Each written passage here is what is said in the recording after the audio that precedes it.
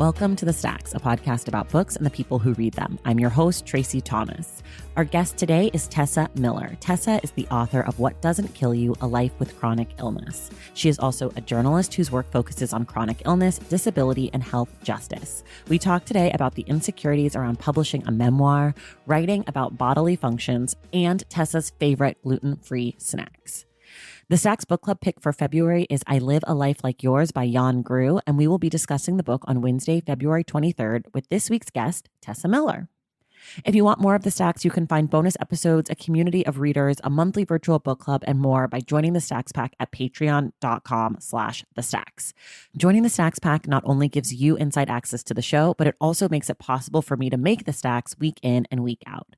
I want to take a quick moment to give a shout out to our newest members of the Stacks Pack, Alyssa Browning Couch, Sabrina Sarmiento, Michelle T, Jenny Sue, Victoria Guy-Selnick, Alicia, Kyle, Marissa Nyenhouse, D. Cast, and Tia B. Thank you all for joining the Stacks Pack, and thank you to the entire Stacks Pack for existing, because without all of you, there is no show. To join us, head to patreon.com/thestacks. Okay, now it's time to talk with the wonderful Tessa Miller.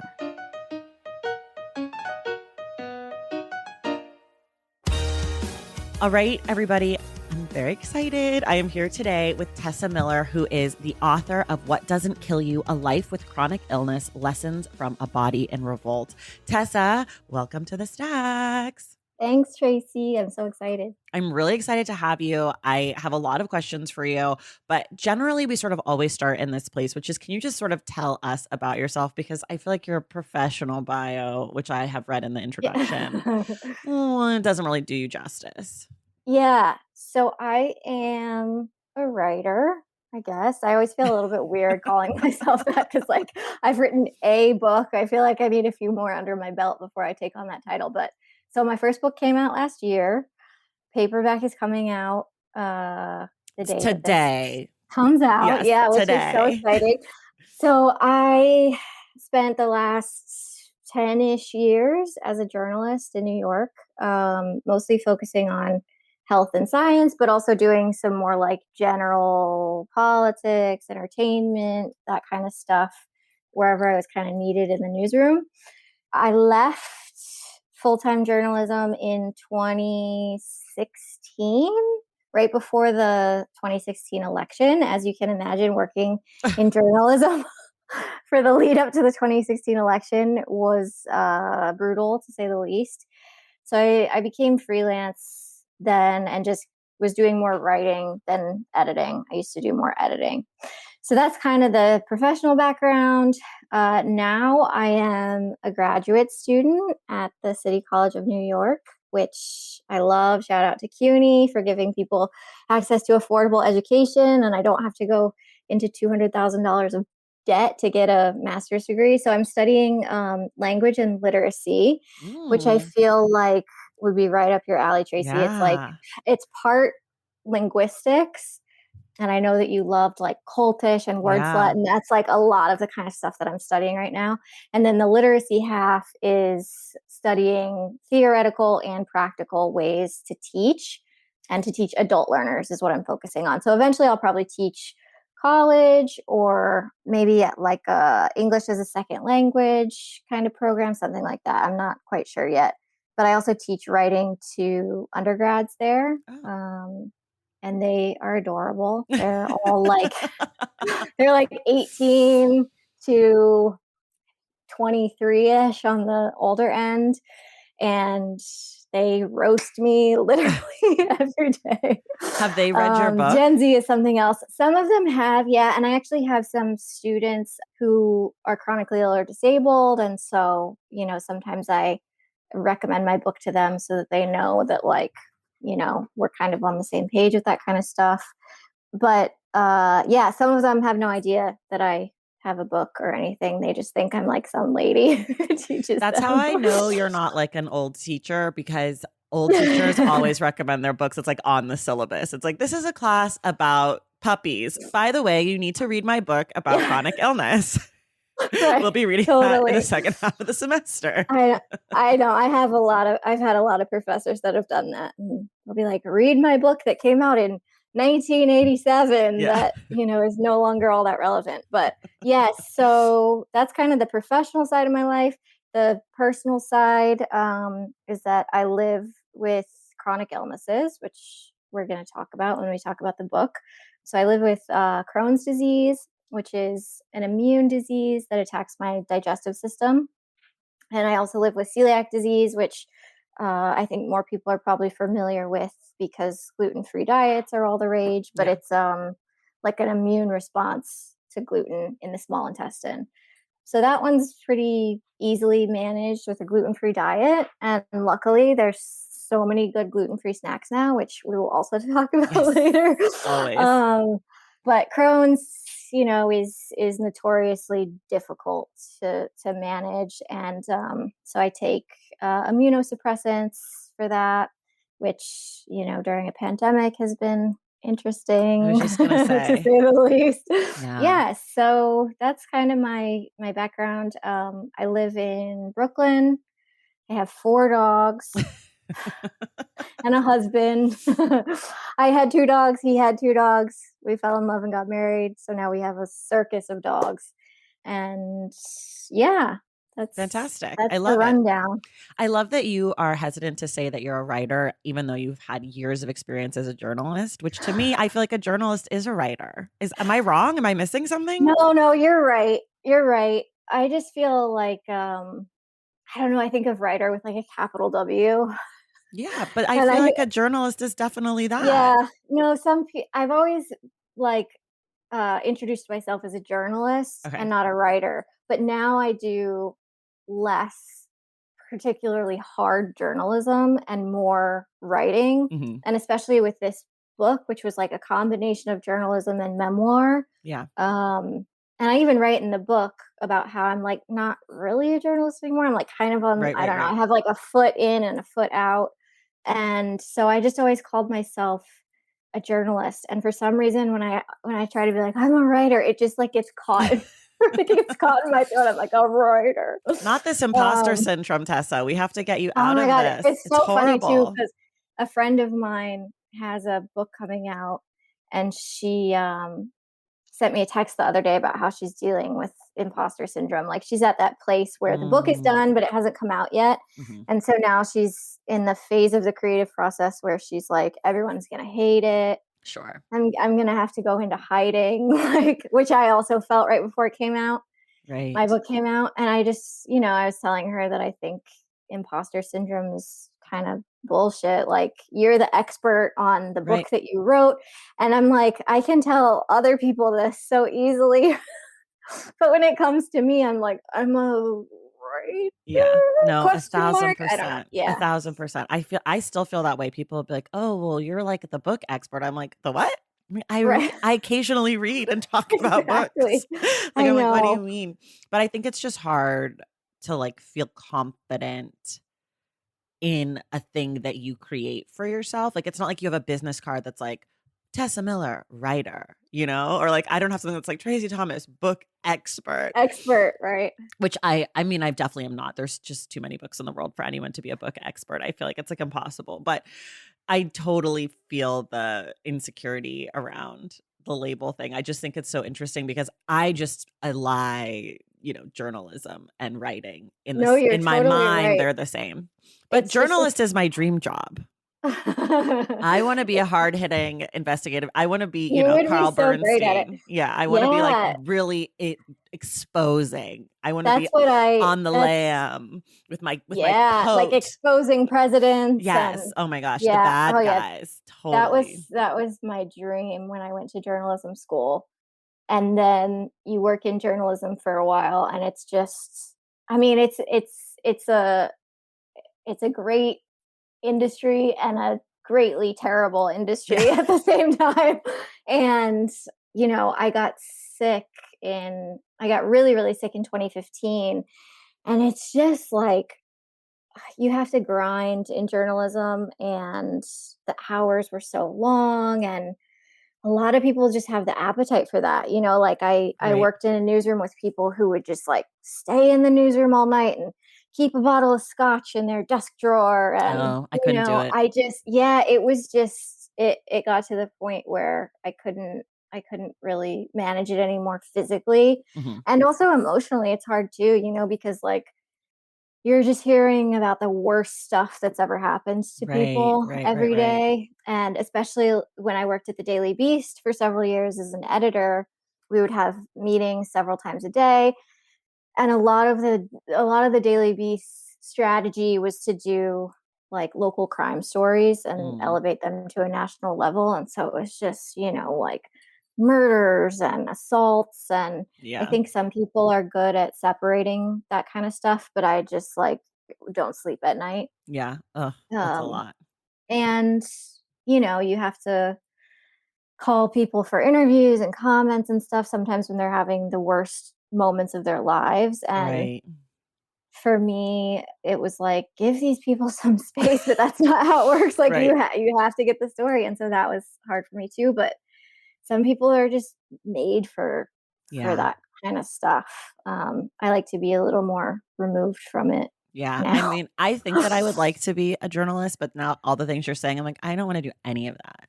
I think if you could be like a freelance investigative journalist, That's what I'd want. that would be Mhm. chef's kiss. Yeah. Like because you could do it at your own pace. Yeah.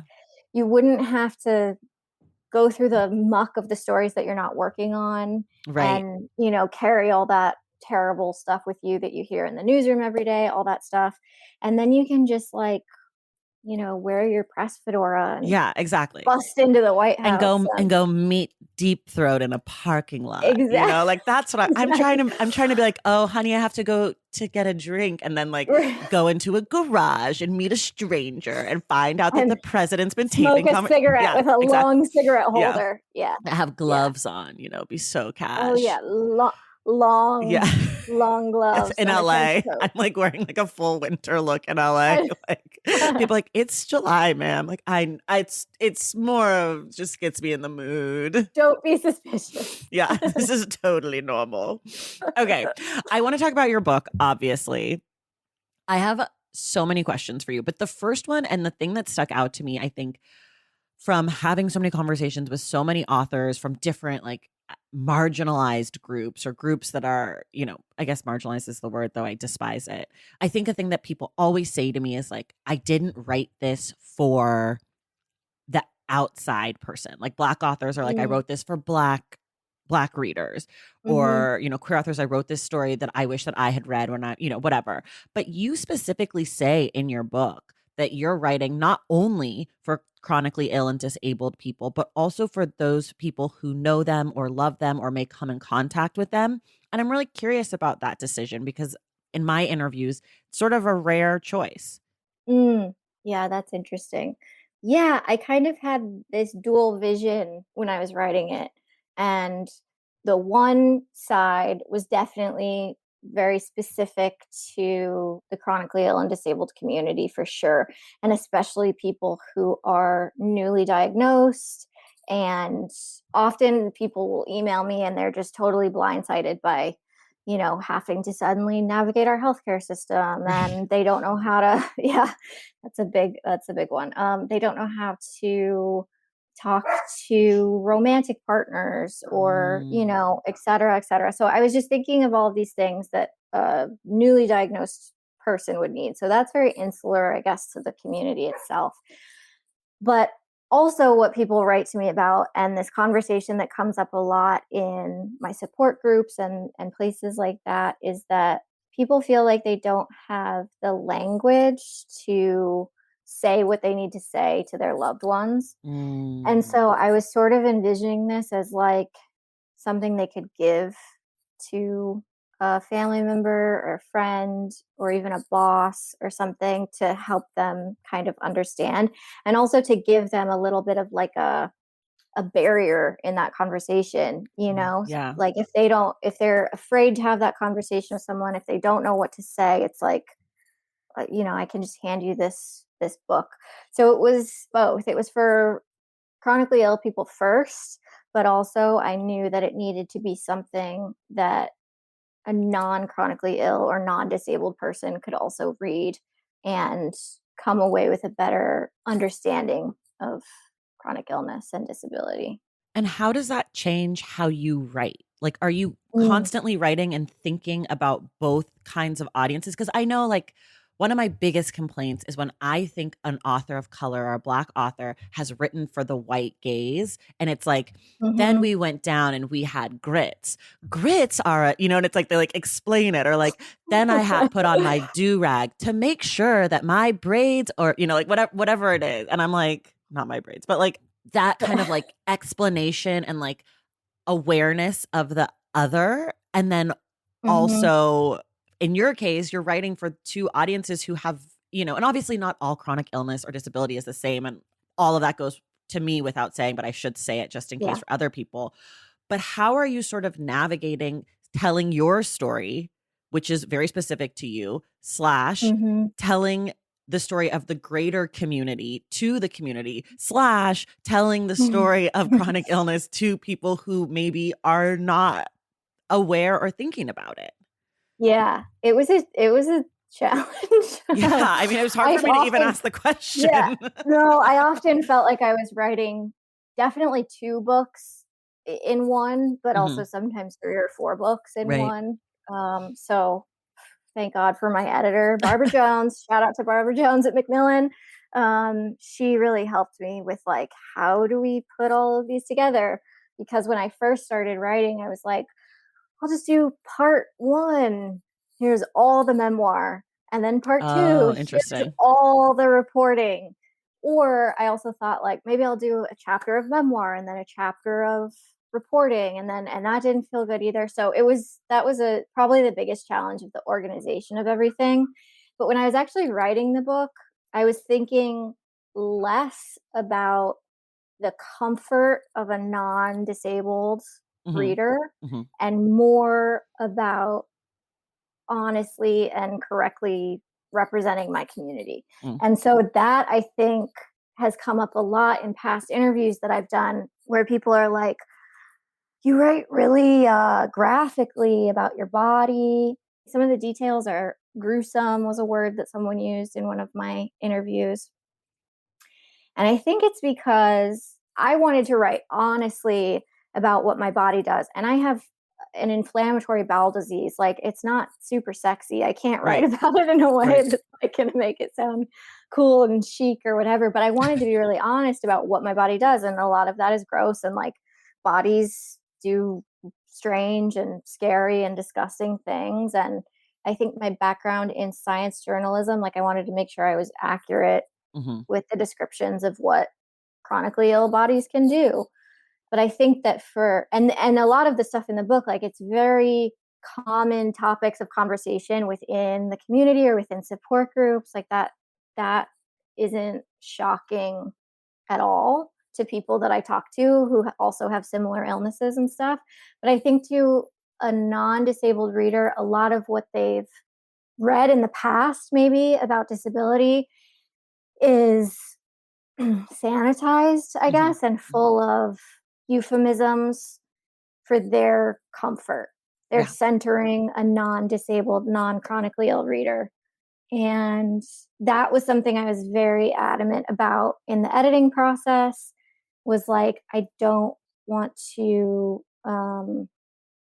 I don't want to make this like I don't want to use euphemisms. I don't want to use substitute words for bodily functions. And I don't want to skip over the actual details of what this disease does to a body. Mhm. And thankfully my editors were on board with that. But I think that that's a common fight for people who write about disability, is like, oh, how are people going to react to this? Like, and readers do have an ick factor, and I was thinking of that too. But again, at when I was making all these decisions about the language in the book, it wasn't to center someone who might get a little bit grossed out. I would hope that the reader could overcome that impulse to stick with the writing. So interesting, because I just can't, I just don't understand how you could write a book about inflammatory bowel disease without talking about Yeah. poop and blood and like guts. Like I don't know either, I Tracy, don't but get, people do it I'm like all the time. literally thinking about your book, like, well, what would she have said? Like, I went to the restroom and it was gross. Yeah. I don't like, and that's still like So, not very, like, there's just, yeah. So I had read I had read some books before I wrote this book about inflammatory bowel disease. Most of them were written by nurses or nutritionists, and they were very much about like, this is what you should eat now, and right. that kind of Okay. thing. There wasn't a lot of like description of what actually happens to your body when you have IBD. But I did read one other book. It was written by a man with Crohn's disease.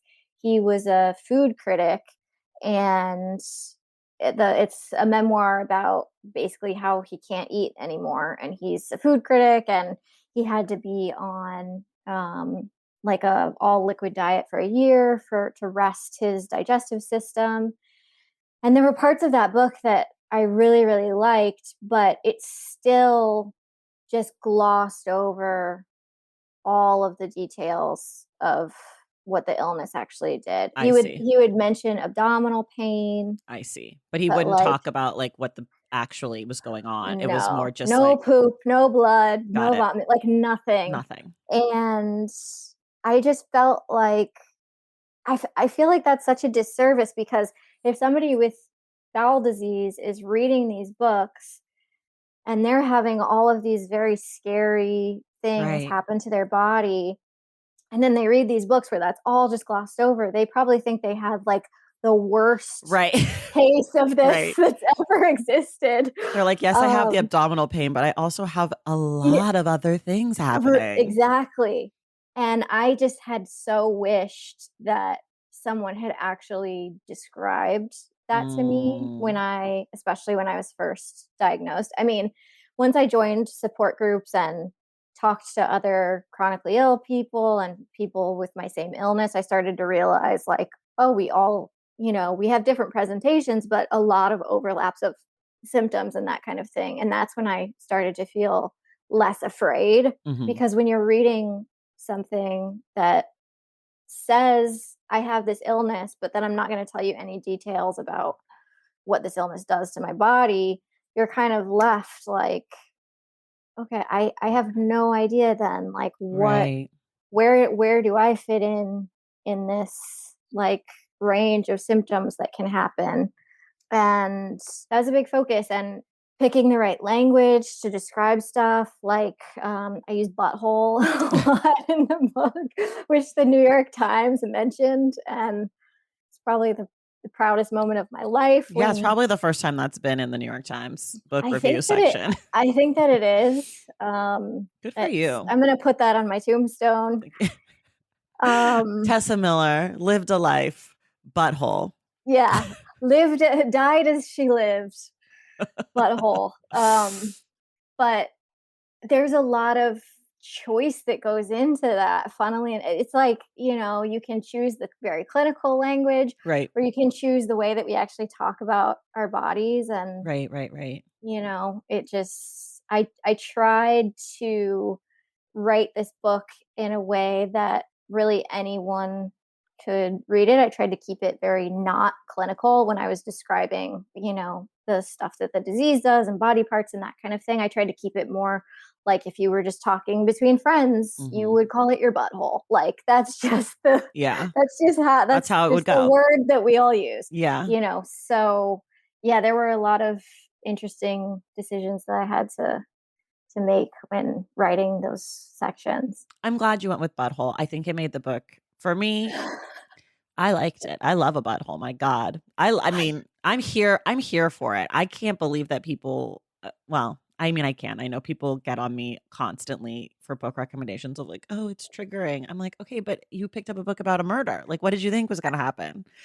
Yeah, If you we pick up have a book about chronic bowel disease, like Mhm. we're going to talk about poo poo. Sorry. Yeah, people don't get so worked up about, uh, blood, especially when it's, like a true crime book or Yeah. whatever. The Yeah. bloodier the better when it's Right. like a woman Exactly. getting murdered. Yeah. No, But that's if you're true. talking about blood in your body, yeah, people get a little offended by that. Yeah. Okay. I want to know a little bit about your body, which this actually makes me slightly uncomfortable to ask because I feel like it's Mm, inappropriate and like invasive. However, I know that you've written this book for a lot of these reasons.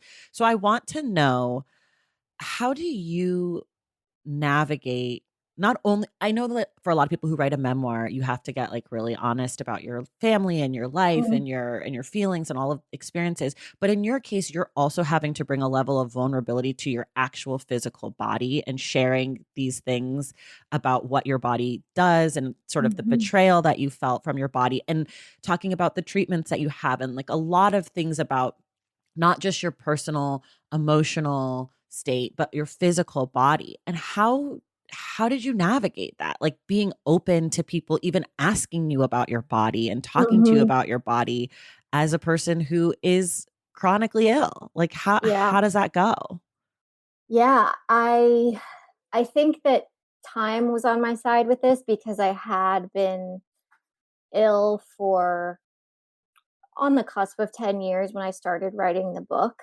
And I had written publicly before, not in as much depth, obviously, as I talk about it in the book, but I had written before about like my first fecal transplant, which if you haven't read the book, I've had 3 fecal transplants for a bacterial infection called C. diff. So I had kind of like dunked my toe in the water of publicly writing gross things about my body. And the first time that I did that, which I think was in 2013, several months after my first transplant, um, that was really scary because it was the first time I had done it. And I think I wrote about this in the book, just about how I was so terrified that like everyone would just think I was disgusting. And if you Googled me, it would be like, oh, the girl who like got the poop transplant. Like I was just like this, I don't, I was also 10 years younger then. So I was much more insecure just about Right, everything of course. and more easily embarrassed, which I don't have that as much anymore. But the response to that piece about the fecal transplant was just so opposite of what I thought it was going to be. Hmm. Like I had a bunch of people writing to me and being like, I also have bowel issues, or I also have had C. diff in the past, or I have C. diff currently, and like I'm on my 7th round of antibiotics, and no one has even mentioned a fecal Mm. transplant as treatment to me, and that kind of stuff.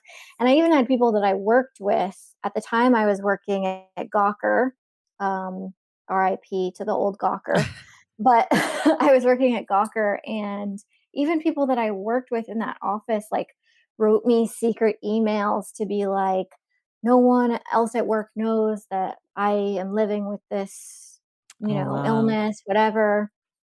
And so that, I think I just got so lucky with the response to that it made me much braver to Mm. write about that kind of stuff moving That's so forward. interesting. Had people been like, "Oh, this is sick, and why would you write about this? And this is so disgusting," I maybe would have just shut down and never written the book, So I'm Right. really thankful that the response was so surprising to me at the time and gave me this opening that I actually could write about this kind of stuff and that people would actually respond to it in a way where they were either like, this really resonates with me personally, or there were all the like science nerds, microbiota nerds who wrote to me like, yeah, fecal transplants are going mainstream. And there Love is those a nerds. shockingly large community of fecal transplant supporters out there. But yeah, it was such a kind response to something that I was so, so scared then to write. And because the opposite happened, it was like less scary to to talk about it in the book, but also it was 8 years later when I was writing the book, and I just had spoken about my body and what my body does and what chronically ill bodies do and disabled bodies do for so many years at that point that it was much less scary. But I still was terrified when the book came out. And I spent several weeks before the book came out considering if I should just try to pay back my advance and Oh cancel my my book gosh. contract I'm so and glad you didn't. hide the manuscript forever. My older sister, I had so many calls with her where I was like, okay, what if I just go into hiding? My gosh. And what if I change the name on the book to a pseudonym so no one knows it's me? Like it Is was that just just because you were nervous that people would think you were gross? Like, what was it that was making you so stressed out about having your name on your story? yeah, it was less the personal physical details and more the family stuff, I Got it. think. And that was more because I was just scared of hurting anyone who's in the book, especially my mom, because she just is still alive. Yeah. My dad is dead. I can't hurt his feelings Right, anymore. right, right. But my mom is very much living. And I was worried about her and how she would react to people around her reading the book. And I allowed her to be pretty involved in the process. Mhm. I let her read sections as I was writing them, and I also let her read the full manuscript when it was turned into the publisher and all that kind of thing. And she had okayed everything, but I was still just, Yeah. there's a lot of unknowns. I didn't know if like someone close to her would read it and then come and ask her why she acted certain ways in certain situations and that kind of thing. And I feel protective of my mom. Of So course. that was the biggest stress leading up to the book. The physical stuff was much less stressful to me, surprisingly, than the emotional family, kind of muck that I had to decide how much I was going to put in and which stories were mine to tell and all that kind of Right. complicated stuff that I'm sure everyone who writes Writes a memoir a has. memoir Yeah. thinks about. Yeah. That's like typical memoir drama, family, people in your life, all of that. Yeah. We're going to transition a little bit away from your book into your reading habits. And I just want folks to know, I'm sure you're sitting there going, I have a lot of other questions for Tessa about chronic illness, blah, blah, blah. I have those questions. And we are going to get into that in part 2 when we talk about Jan Gru's book, I Live a Life Like Yours, because I have a lot of thoughts and feelings about that book, and Mhm. especially in relationship to what you wrote. And so I have a bunch of other questions that we will get to. So if you're sitting there being like, you didn't ask about this, you didn't ask about that, it's coming. It's coming. I promise you. I think it's February 23rd, the last Wednesday of the month. We're going to discuss that for the book club. So make sure you get a copy. We're going to take a quick break and we'll be right back. Valentine's Day is upon us, and I've got love on the brain. Love for books. Duh, of course. Hello. Did you forget what podcast you're listening to? I love bringing you all great reads, exclusive author interviews, and behind the scenes book gossip. But I can only do that with your support over on Patreon and Substack. Our Stacks Patreon community, also known as the Stacks Pack, is where you can go for book club meetups, a private, very active Discord, and a year-long mega reading challenge to help you achieve all your reading goals. Plus, you also get that monthly bonus episode.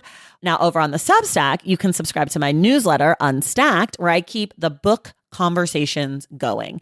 I also give you a healthy dose of sports and pop culture, definitely some hot takes happening over there. And again, that bonus episode. If you don't have a few dollars to spare, don't worry. There are free options on the Substack and the Patreon to get you a little extra stacks magic. Making this podcast is a total team effort, and by supporting my Patreon and my Substack, you allow me to support my amazing team that makes the show possible every single week. So if you or your friends are looking to meet other book lovers and support this indie podcast, come hang out with me on Patreon, Substack, or both. I would love to have you. And since we're talking about love, you can gift subscriptions to the Patreon and the Substack for that special reader in your life. For the Stacks Pack, head to patreon.com/thestacks. And for the newsletter, head to tracythomas.substack.com. And also, there are links to both in the show notes. Okay, see you in the stacks. All right, we are back. We always do this. I didn't prep you for this, but I think sometimes people think that I do these Ask the Stacks questions and I like write them myself.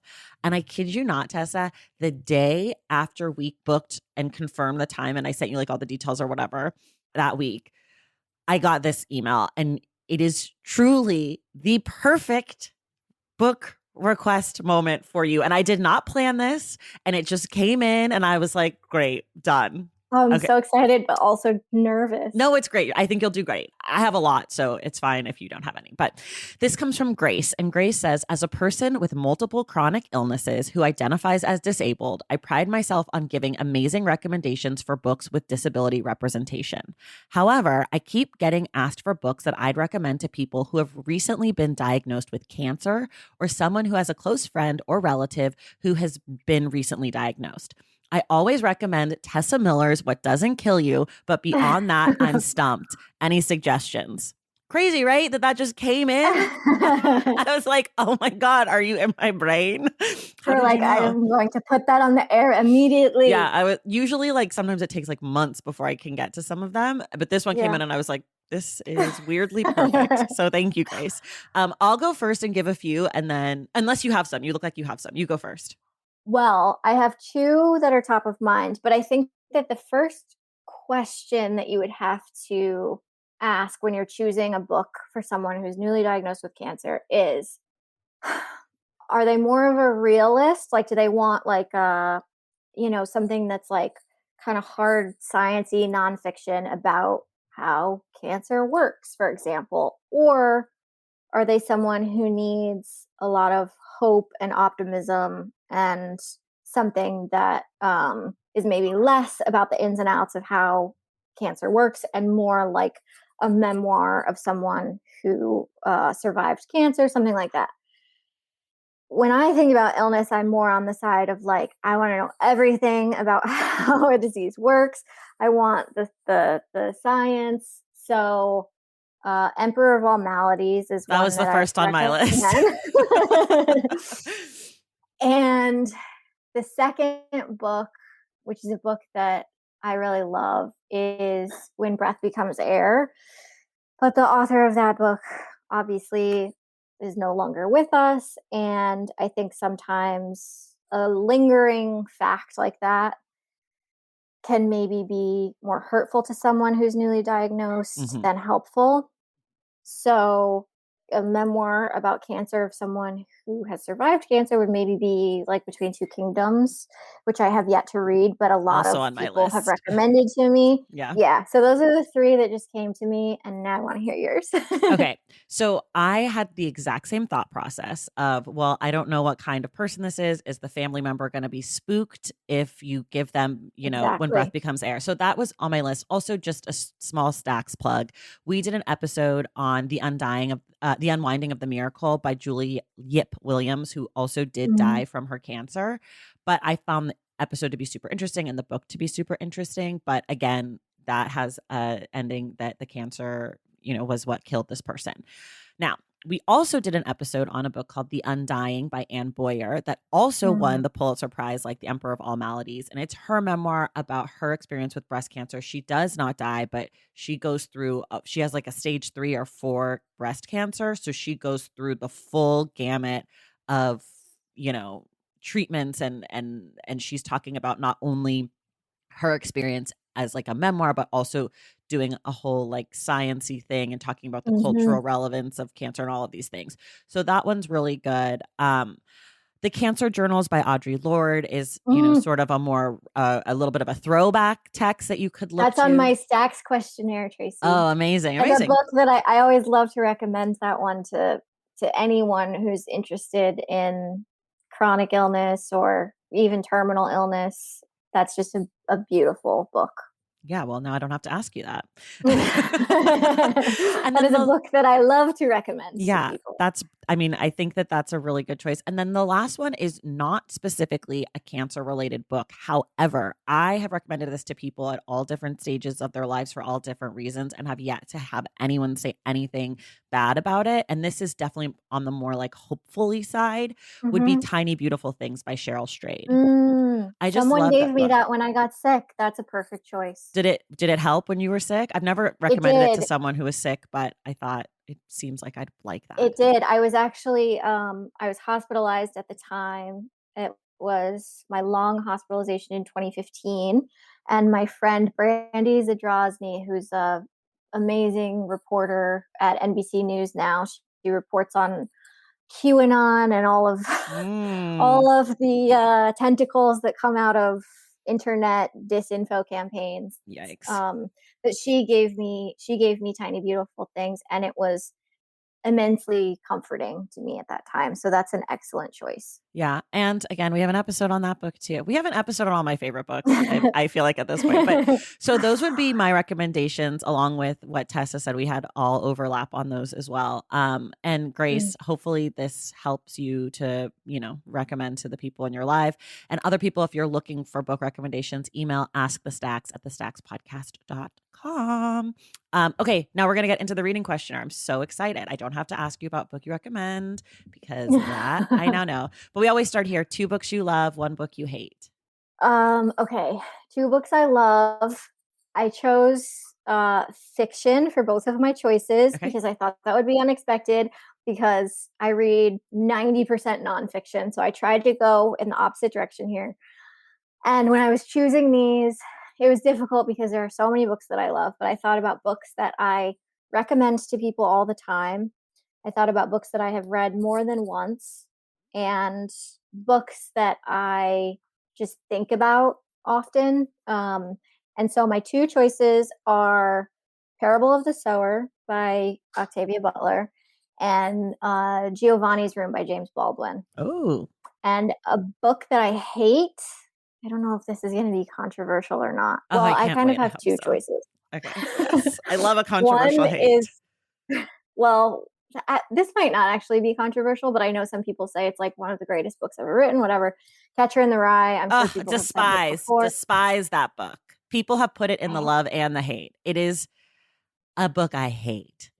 I read that book in high school and hated it then. And then I read it again in adulthood because I thought I needed to give it another shot, because like all these critics at the New Yorker will choose it as like one of the 3 best books ever written and whatever. I hated it more Mhm.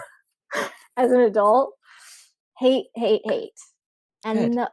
the other, this is more of a collection of books.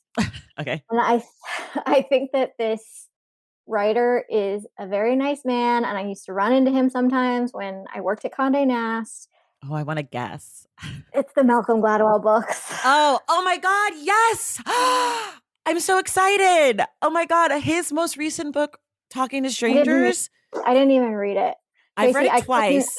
I've read all the other ones. I couldn't I couldn't even do it. I need to do an episode on Talking to Strangers. I hate that book so much. I actually was a huge fan of Malcolm Gladwell. I really liked Malcolm Gladwell. When he was like super trendy, I was super into him. He used to be on like the Ringer podcast. Like he'd go talk to Bill Simmons or whatever. Mm-hmm. So I would like listen. And then he started his own podcast and I liked the first season. But towards the end of the first season, he had a few episodes where I was like, that logic is not that. I don't feel great. Like something doesn't feel great about what he's saying about this, right? And then in the second season, there was like more episodes like that. And then I went back and I read The Tipping Point, which I thought I had read, but I guess I never had. Mm-hmm. And I was like, there's a lot of things that are not going great for me here. And then I fucking read Talking to Strangers. I need your summary on this because I can't do it. I can't. I haven't read He it. I don't. basically, it's about like how we interact with strangers or whatever. And he doesn't define what a stranger is. So, like, in some No. cases, a Wonderful. stranger is like, yeah, it's very Malcolm Gladwell. Sometimes a stranger is someone that you've worked with for 10 years. And sometimes a Hmm. stranger is Brock Turner who sexually assaulted Emily Doe, aka Chanel Miller. Chanel Miller. I was say Hmm. Tessa Miller. I was like, no, you're Tessa Miller. Sorry. But like, so those are all strangers, first of all. But also he tries to like justify these interactions between strangers, and it's all framed around the Sandra Bland killing or death and that traffic stop interaction, but he removes race from it because it's not about race, it's about strangers. And I'm like, Oh, it's are you not out of your interesting. no, it No. has nothing to do with race. It has to do with policing practice. It's like it's just so it's all the talking points for liberal people who are I'm using air quotes on liberal people who don't Don't want to see talk about color. race, who don't see color, don't want to talk about Yeah. race. Yeah, it's that whole like there's two sides to every story. Brock Turner didn't rape her. He was drunk. And when we're really drunk and we're young and our brains aren't formed, blah blah. It's like I Yeah. cannot have a fucking race, murder, rape apologist situation. Hmm. And it's just like that's the whole book. And And it the dangerous part of that too is that people will read that book for like a confirmation bias for the like mhm, kind of thing that they're already thinking. And because Gladwell has been branded as like this intellectual and like mhm, I mhm. just That's the thing. when the and the issue that I've had with his other books, which it sounds like is a is just magnified in his last one, is the like there's just no nuance in the discussions that he has. Yeah. There's a lot of like just painting everything with a broad brush and then to remove the issues that are inconvenient to your argument like Yeah. I haven't read the book, but when you're talking about how he frames the Sandra Bland murder and to take race out of that and to make it an issue of strangers, it sounds like you're really trying to just manipulate Yeah. your reader into buying your argument, and that is what Yeah. troubles me. So glad we can talk about this. I feel like Yeah. I feel so I know. relieved. I know. And the thing that drives me crazy is he has so much street cred from like Oprah and all these places. And like he is like, so what he says is like, oh, I'll just read it and I'll be smarter. And you don't have to critically think about it because there's no Mhm. reason to question him because he's Malcolm Gladwell. Yeah, But no, that's question the the fuck out of that problem. guy. Yeah. He's That's the tripping. central problem, yeah. And like I feel like as people get older they get more entrenched, in their values and their thinking and all of that, and he has gone off a deep end that is a place that I am not super a fan of personally. Like he's just gotten like weirdly conservative in a way that I just really which was always I think in him, but it's just like I hate it. Okay, okay, we'll talk more about your reading because we're like running out of time, and I could talk about. I got to do a whole I was episode on the just book. thinking that like, you know who probably reads Malcolm Gladwell books and really likes them? Green Bay quarterback Aaron Ugh. Rodgers.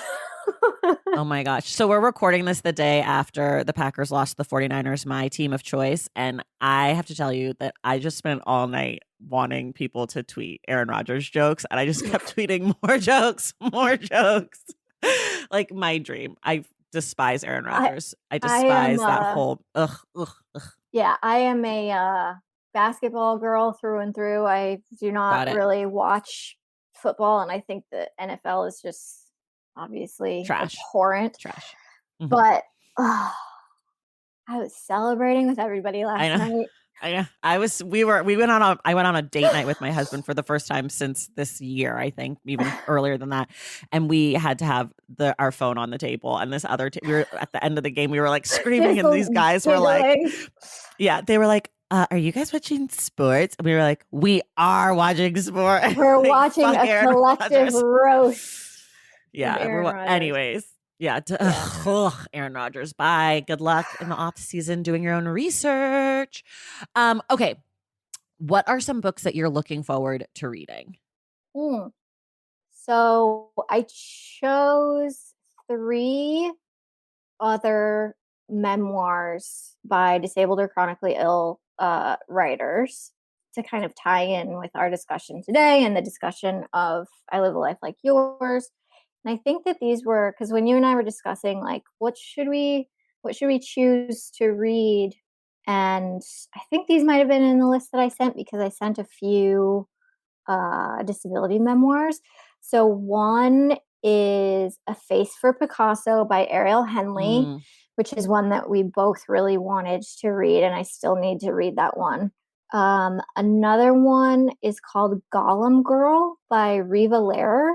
And that I think won, there's this prize called like the Barbellion Prize. I hope I'm saying that right, which is, I think, one of the only literary prizes for disabled writers. And I think she won that either last year or the year before. So that has been lingering on my list for a while, and I need to read that. And the last one is The Coward by Jared McGinnis, which I hadn't heard of until recently, but really kind of piqued my interest.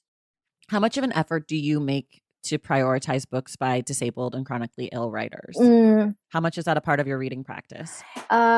it's a pretty big part of it for sure, and has become more part of my practice, especially since I wrote my book Mm. and learned how challenging it is to be a disabled writer in sort of mainstream publishing, Mm. because publishers still think that books about chronic illness and disability are niche, and they don't really treat them as mainstream potential bestsellers. They think that they're just that only chronically ill and disabled people are going to read them, and that these issues don't apply to everyone, which is especially laughable during Right. COVID pandemic.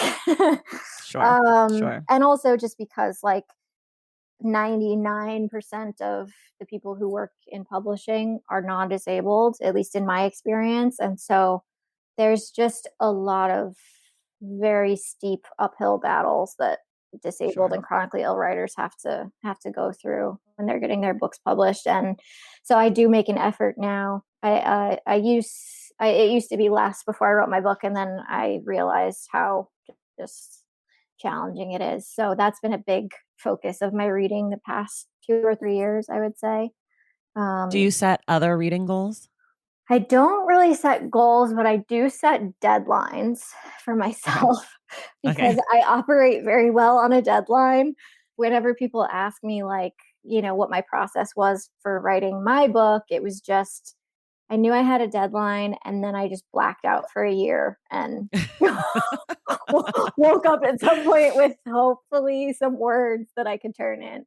But I think that's why I do so well in like academic settings too, is because Mm. everything's on a deadline. And if I don't have a deadline for myself, I just like never finish stuff. If I was just I'm with you. writing this book for myself, I never would have finished it. It was like the contractual pressure of, Hmm. being beholden to a publisher and knowing that this was the day I had to have it in that really pushed me to finish it. And it's the same thing for when I read books. So I try to like set a deadline for myself. Like I want to finish this book by next Saturday or whatever, depending on the length of the book. And I have to do that all the time in grad school too, because, keeping up with the reading is like the biggest. Grad school is Right. basically just like a book club. Honestly, it's like everybody like go read this book and then we'll meet back here in a week and we'll all talk about it. Like that's really what grad school has been for me so far. So that kind of setting deadlines for myself practice has been useful, but I do wish that I could be more goal oriented about my reading practices, and also that I would be better about like keeping track of what I read, which is Mm. also timely because I know you just released the stacks tracker, which looks that spreadsheet situation is so soothing to my brain. It's Um, gold. yeah, because sometimes I will feel like I haven't. I'll be like, I haven't read anything lately, but then I'll realize that I actually just finished like 3 or 4 books, and I have not kept track of those. And so, especially like at the end of the year when I'm thinking back about like, what did I read this year? I can't think of anything. You need because a I want to track. tracker. I know, I really do. Okay, how about you said what book you love to recommend to people, but what's Mm. like the last really good book someone recommended to you? Oh, this is actually also the last book that I bought, which I have just started reading, and so I can't give a full opinion on it, but I already know that it's going to be great, and I love it, and I will love it, and that is Becoming Abolitionists by Derek Oh, Purnell. so Yeah, good.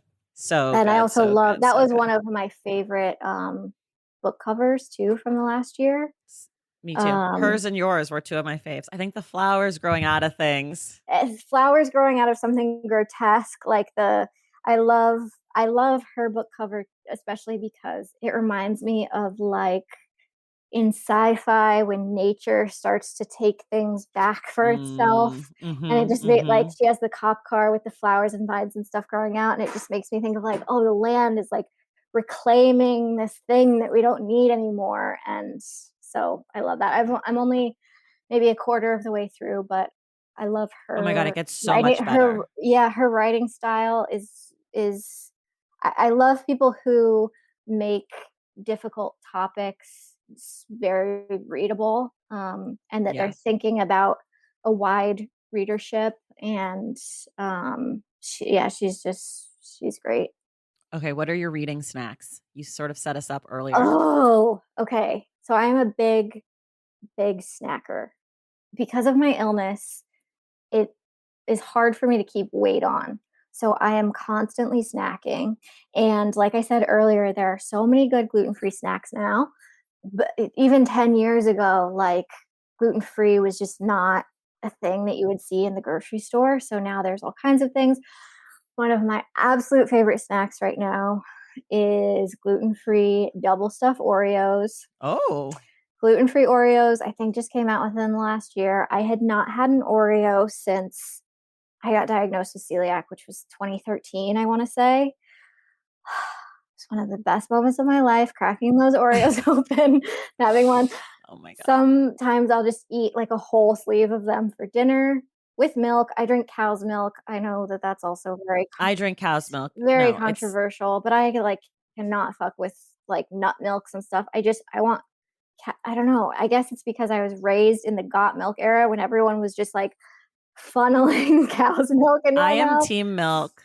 I'm team milk. I'm Yeah. team real cow's milk. People always are like, "Do you work for the milk lobby?" I'm like, "You know what? I fucking do." Okay? Someone's I probably get gonna it. I'm allergic to nuts, so I can't oh, have well, the you nut have a milks. very good Oat milk is excuse. gross to I me. can't do it. Rice milk is gross to I've tried me. them all. Hemp milk is disgusting. It's all gross. Give me a cow's udder. I'm I here. have Let's tried do them it. all, and I'm sure somebody's probably gonna email you and be like, "You should tell Tessa that cow's milk gave her Crohn's disease," because I've gotten that before too, that, like, that's probably what gave me Crohn's, but I'm telling you, Well, even if it did, you're here now, so and I drink the can't milk. do I mean, anything like at about this it. point, you can't fix it. You might as well enjoy the milk. Also, if you email me that, I'm literally gonna destroy. I'm gonna send you a Destroy nasty you. email Thank back. you. Yeah. So that is one of my favorites. I went through like various snacking phases during the pandemic, especially when we were in full on lockdown pre Mm, vaccine. And one of those phases was that I had to have a bowl of cereal every night, but I called it my night soup. okay. I'd be like, ooh, time for my night soup. And now my husband has a bowl of cereal every night and calls it his night soup. It's like a whole ridiculous thing. What's the cereal? What's the cereal that you're going So to? I have to have gluten-free cereal, which But there's lots of there's that, like lots all of them. those A lot of rice like rice checks, checks, yeah. corn checks. And I Yeah. recently found out when I was going through my night soup phase that Honey Nut Cheerios are gluten-free, and Oh, which love a I honey nut did not Cheerio. know, but those were good. My husband's go-to is Cinnamon Toast Crunch, which he calls Mm, CTC. Um, okay. That's not gluten free. that's not gluten-free. I cannot have that one. I wish that I could though, because I'm a big fan of like the cinnamon stuff Wait, falling there's off the and getting in the cinnamon. milk. Do you have the cinnamon checks? They're Yes, rice, cinnamon rice checks. So it's good. very similar. I love those. Sometimes more than a cinnamon toast crunch because sometimes cinnamon toast crunch is just it's too much. Yeah, I like the rice check because it's it's a little light. It's got lighter. The Yeah. milk really gets in there. It's all about the milk. It's a vehicle for the milk, Yeah, guys. yeah. So Chex, the whole line of Chex is good. So I was like, I tried the vanilla Chex and the chocolate and the cinnamon and the peanut butter. Peanut butter is also good. Mm. Um, Have you ever done Magic Spoon? They sponsor the show, I but I haven't, think but they're I've gluten-free. heard their ad on your show, and I've also seen it.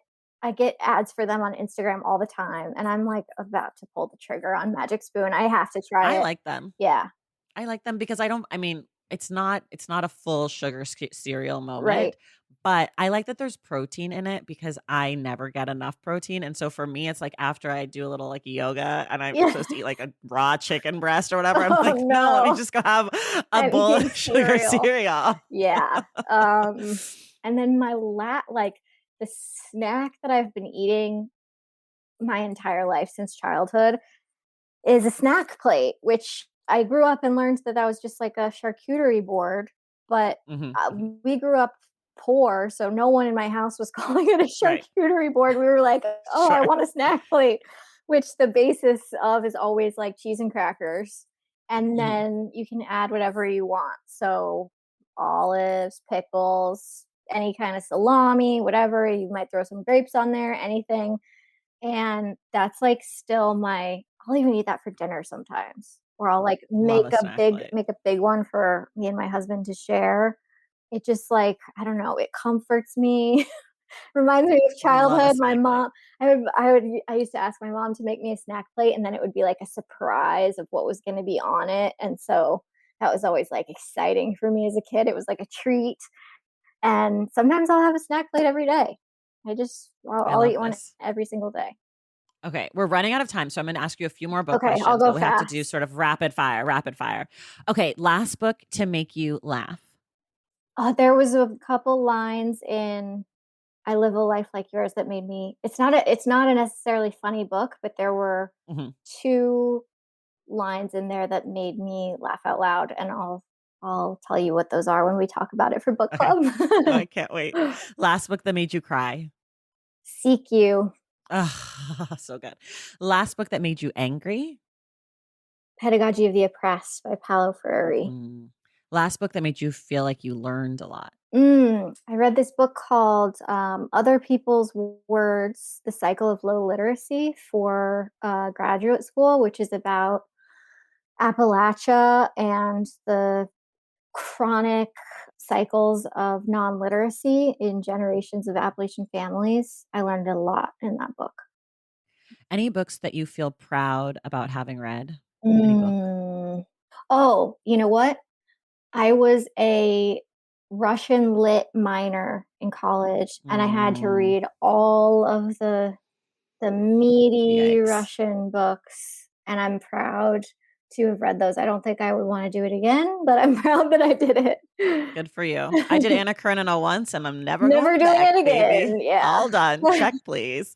Any book that you feel embarrassed about not having read?